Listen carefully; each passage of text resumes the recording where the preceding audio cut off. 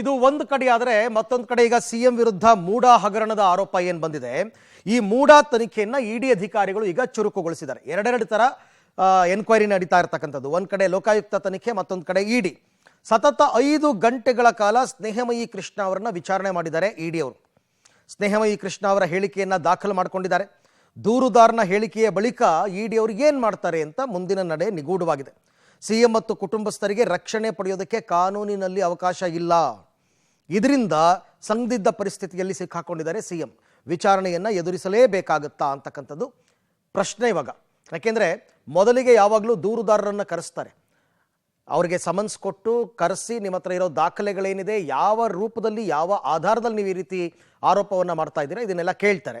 ಅದಕ್ಕೆ ತಕ್ಕಂತೆ ಈಗ ಸ್ನೇಹಮಯಿ ಕೃಷ್ಣ ಅವರಿಗೆ 5 ಗಂಟೆಗಳ ಕಾಲ ಸುದೀರ್ಘವಾಗಿ ವಿಚಾರಣೆಯನ್ನು ಮಾಡಿದ್ದಾರೆ. ಸಿದ್ದರಾಮಯ್ಯವರ ಪ್ರಕರಣಕ್ಕೆ ಸಂಬಂಧಪಟ್ಟ ಹಾಗೆ ವಿವರವಾದ ದೂರ ಅರ್ಜಿನ ಕೊಟ್ಟು ಮೈಸೂರು ನಗರಾಭಿವೃದ್ಧಿ ಪ್ರಾಧಿಕಾರದಲ್ಲಿ ಸಾವಿರಾರು ಕೋಟಿ ರೂಪಾಯಿಗಳ ಅಕ್ರಮ ವ್ಯವಹಾರ ನಡೆದಿದೆ.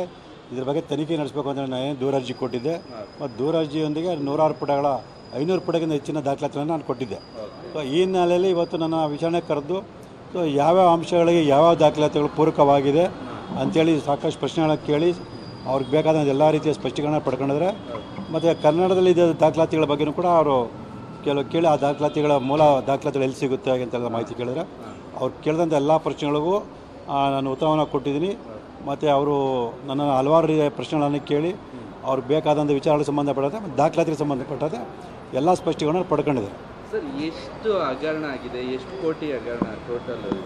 ಸರ್, ನಾನು 5,000 ಕೋಟಿಗಿಂತ ಹೆಚ್ಚಿನ ಅಕ್ರಮ ಹಣ ವ್ಯವಹಾರ ನಡೆದಿದೆ ಅಂತೇಳಿ ನಾವು ದೂರ ಜಿಲ್ಲೆ ತಿಳಿಸಿದ್ದೀವಿ. ಆ ವಿಚಾರನೂ ಕೂಡ ಇವತ್ತು ನಾನು ಹೇಳಿದ್ದೀನಿ ಯಾವ ರೀತಿ ಮಾಡಿದ್ದಾರೆ ಅಂತೇಳಿ. ಅವ್ರಿಗೆಲ್ಲರಿಗೂ ಏನು ವಿಚಾರಣಾಧಿಕಾರಿಗಳಿಗೆ ಸ್ಪಷ್ಟ ಮನವರಿಕೆ ಆಗಿದೆ. ಅವರು ಕಾನೂನು ಕ್ರಮ ತಾಳ್ತೀವಿ ಅಂತೇಳಿ ಭರವಸೆ ಕೊಟ್ಟಿದ್ದಾರೆ. PLMನಲ್ಲಿ ಹೆಂಗೆ ಬರುತ್ತೆ ಇದು? ಮನಿ ಲಾಂಡ್ರಿಂಗ್ ಕೇಸ್ ಥರ ಹೆಂಗೆ ಬರುತ್ತೆ ಇದು?